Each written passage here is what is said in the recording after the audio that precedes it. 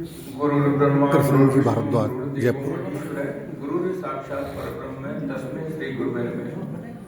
तो आप सभी को नमस्कार, मंचा सिंह सभी विद्वानों को प्रणाम।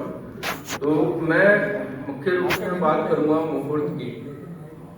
आज सभी सेमिनार्स में देखते हैं ज्योतिष पे बात होती है, सभी विधाओं पे बात होती है, उसके फलादेश पे बात होती है, लेकिन मुहूर्त एक अनदेखा सब्जेक्ट सा रह गया जिस पे काम नहीं हो रहा, बहुत गहन अध्ययन नहीं हो रहा।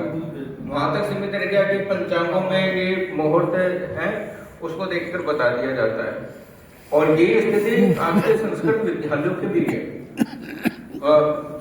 विद्यार्थियों को जन्मकुंडली बनाना सिखाया जाता है, चीजें सिखाई जाती है। और मुहूर्त की जब बात आती है कि हाँ ये तो आज के समय पंचांगों में दिए होते हैं रेडीमेड मुहूर्त, इसको देख के आप बता दीजिए। और ज्यादातर जो पढ़ाया जाता है तिथि वार और चंद्रमा देख लीजिए और इतना देख के उसकी खाना पूर्ति कर दी जाती है। पर मुहूर्त का बहुत ही सटीक परिणाम मिलता है। आपको कोई भी कार्य प्रारंभ करना है और यदि मुहूर्त उसका अच्छा है, जितना अच्छा मुहूर्त होगा उतने ही शानदार परिणाम देखने को मिलते हैं। तो इसमें जो सबसे ज्यादा महत्वपूर्ण भूमिका आती है इसमें नक्षत्रों की। जो मुहूर्त ग्रंथों में जैसे मुहूर्त चिंतामणि में अलग अलग प्रकृति बताई गई नक्षत्रों की, कि जैसे चर प्रकृति का नक्षत्र है, जैसे पुनर्वसु है, स्वाति, श्रवण, धनिष्ठा, शतभिषा, ये 5 नक्षत्र है।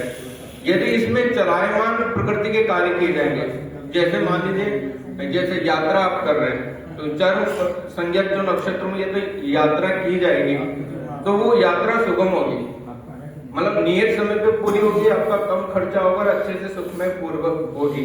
यदि वो यात्रा स्थिर संज्ञक नक्षत्रों में प्रारंभ की जाए, जैसे तीनों उत्तरा नक्षत्र है अपने और रोहिणी, तो वो यात्रा हमेशा डिले हो जाएगी। ठीक है, तो जो चर और स्थिर जो प्रकृति है, तो जितने भी स्थिर प्रकृति के कार्य हैं वो स्थिर नक्षत्रों में कीजिए। जैसे विवाह हुआ, गृह प्रवेश हुआ, किसी नेताजी को शपथ ग्रहण करवानी, ठीक है। और इसके अलावा चर संज्ञक जो चर प्रकृति के नक्षत्र उसमें से गाड़ी खरीदी है तो गाड़ी हमेशा आपकी चलेगी, कभी भी वो नहीं होगी। यदि स्थिर संज्ञक नक्षत्रों में गाड़ी खरीदी तो हमेशा खड़ी रहेगी। ज्यादातर जो शादियों में दहेज में दी जाती है वो गाड़ियां खड़ी रहती है, या उसका सदुपयोग तो नहीं होता जितना ज्यादा देखने को आता है। तो बाकी इसके अलावा जो 4 नक्षत्र हो रहे हैं, ठीक है, जो बहुत अधिक उपयोगी चित्रा, मृगशिरा, अनुराधा और रेवती जो मृदु संज्ञक नक्षत्र है, तो उसमें अधिकतर कार्य सफल होते हैं, चाहे वो चर प्रकृति का हो या स्थिर प्रकृति का, क्योंकि वो मीडियम लेवल के आ जाते हैं। दोनों समान प्रकृति के उस गुणधर्म उनमें देखने को मिलते हैं। तो ये अलग अलग प्रकृति के रहेंगे, उग्र संज्ञक भी है और तीक्ष्ण संज्ञक है जिसमें कोई भी मांगलिक कार्य नहीं किए जाते हैं, तो उसमें अवॉइड किया जाता है, उसके परिणाम अच्छे नहीं मिलते हैं। तो बाकी पंचांग शुद्धि हम देखते हैं, नक्षत्र अच्छा हो, चंद्रबल अच्छा हो, वार, तिथि, नक्षत्र, योगकरण, बाकी मुहूर्त के सभी पक्ष देखे जाने चाहिए और अनिवार्य रूप से। अब इसमें जो एक और चीज है नक्षत्र के बारे में, अब जैसे मान लीजिए मकान की नींव लगानी है, अब उसमें नक्षत्र भी शुद्ध होना बहुत जरूरी।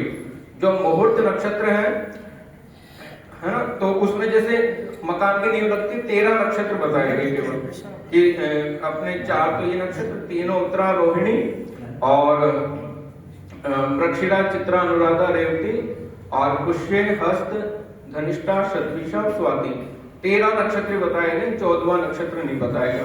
और ये नक्षत्र भी जो वृषभ वास्तु चक्र है उसके माध्यम से शुद्ध होना आवश्यक है, ठीक है।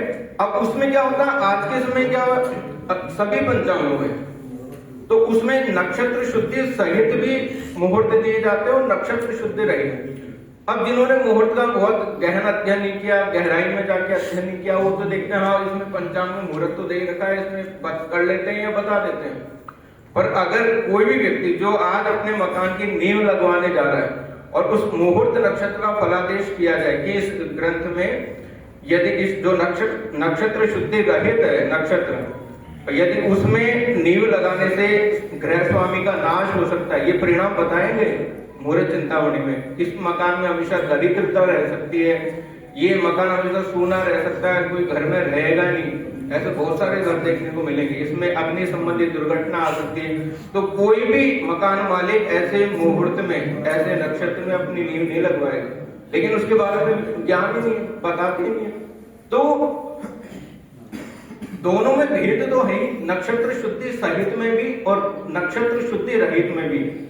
अगर ऐसा नहीं होता, भेद नहीं होता, तो ऋषियों को क्या आवश्यकता पड़ती ये मुहूर्त ग्रंथों में इसकी व्यवस्था देने की। तो इसमें बहुत ही गंभीरता से काम होना चाहिए। जितना मुहूर्त अच्छा होगा वैसे ही आपको उस तदनुरूप परिणाम मिलेंगे। तो आज का टॉपिक थी जनता और ज्योतिष है। तो मुहूर्त तो आज के समय बहुत अधिक प्रासंगिक है। जिस व्यक्ति की जन्म पत्रिका भी नहीं है, जिसको अपने जन्म समय का भी नहीं पता, पर वो मुहूर्त देख के कम से कम जो आगामी जो जीवन में कार्य करेगा, अपनी शादी करेगा, अपने मकान बनाएगा या जॉब ज्वाइन करेगा, मतलब डेली रूटीन में बहुत सारे कार्य होते हैं, इन्वेस्टमेंट करेगा, तो बहुत सारे कार्य हैं, गाड़ी खरीदेगा, मशीनरी लाएगा, व्यापार प्रारंभ करेगा, तो उसमें तो मुहूर्त उसके लिए बहुत आवश्यक है। तो इन सभी मुहूर्त के बाकी सभी पक्ष हैं, बहुत ही गंभीरता से अध्ययन करना चाहिए। तो नक्षत्र शुद्ध होना चाहिए। एक तो नक्षत्र वेद ये हमेशा कार्य को सफल नहीं होने देता, हमेशा कार्य में रुकावट लेके आएगा। और जो अन्य जो विवाह में भी है, जैसे पंचशला का चक्र शुद्धि होनी चाहिए। अपन गृह प्रवेश में देखते हैं कलश चक्र से वो नक्षत्र शुद्ध होना चाहिए। और जो परिणाम उसमें बताएंगे वो देखने को मिलते हैं बकायदा। कभी भी आप उसको अनुभव में कीजिएगा। हम मुहूर्त बता देते हैं, लेकिन बाद में ये चेक नहीं करते कि उसको उसके परिणाम कैसे मिले। तो इसी तरह से मुहूर्त को बहुत गंभीरता से लेना चाहिए। जितना जन्म कुंडली का फलादेश आवश्यक है आज के समय, तो उतना ही मुहूर्त के आधार पर भी आगामी कार्य की भविष्यवाणी की जा सकती है। जैसे की जाती है शपथ ग्रहण के आधार पे इनका कार्यकाल कैसे रहेगा, तो या ये कंपनी आज स्थापित हुई है, कब तक चलेगी, कैसा है, तो वो किया जाता है। तो इसके अलावा जो मुहूर्त निर्धारित भी हो गया, सब चीजें हैं, उसका क्रियान्वयन भी उसी टाइम पीरियड पे होना चाहिए। उसी मुहूर्त समय पे होता क्या है, एक दीपक जला के उसकी औपचारिकता कर दी जाती है। हाँ, फेरे तो है रात के 12 बजे के, या फेरे का समय मान लीजिए 8 बजे का, ये रात्रि का जो शुद्ध लग्न निकला है, हाँ उस समय दीपक जला दिया। फेरे हो रहे रात के 3 बजे, तो उसका मतलब ही नहीं, उस समय तो लग्न चेंज हो गया।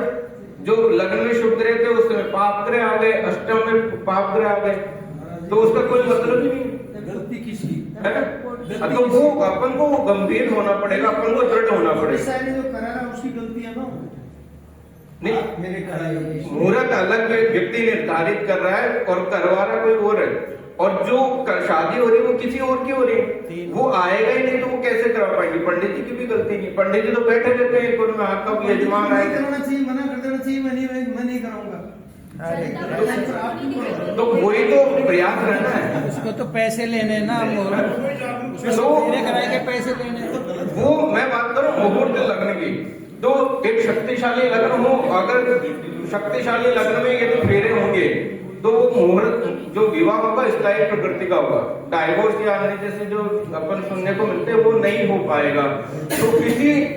तो वो दृढ़ता हमें अपने अंदर लेके आनी है, और जो लग्न है उसी समय पे उसका इम्प्लीमेंट होना चाहिए। मुहूर्त निर्धारित करने से कुछ नहीं होता, और ये हम कहना सीखे।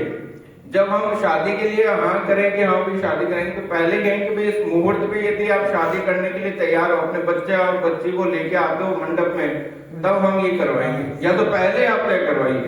ये बात आप ये क्लियर होना है। ऐसे नहीं कि अब इस पे दृढ़ता लानी पड़ेगी। हाँ भी पहले कह देंगे अभी हम छोड़ के जा सकते हैं, तो व्यक्ति गंभीरता से लेगा। तो वो मुहूर्त के प्रति पहले तो आपको खुद को दृढ़ होना पड़ेगा, दृढ़ संकल्पित होना पड़ेगा, उसमें गहरा ध्यान रहना पड़ेगा। 50% एडवांस ले ले, अच्छे बुरे परिणामों से उसको अवगत करवाना होगा। 50% एडवांस ले ले पंडित। अब वरना कोई पंचांग 50% एडवांस बताते रहेंगे तो उसकी कोई गंभीरता से कोई कार्य नहीं होने वाला। तो ये मेरा कहने का है। तो मुहूर्त को भी जितना ज्योतिष जन्म कुंडली को गंभीरता से लेते हैं, बाकी सभी विधाओं को लेते हैं अपन हस्तरेखा होगा, तो उसी तरह से मुहूर्त को भी उतनी दृढ़ता से गंभीरता से कार्य करने की, अध्ययन करने की, अध्यापन करने की आवश्यकता है। तो ये इसी के साथ मैं अपनी बात को विराम दूंगा। बहुत सुंदर।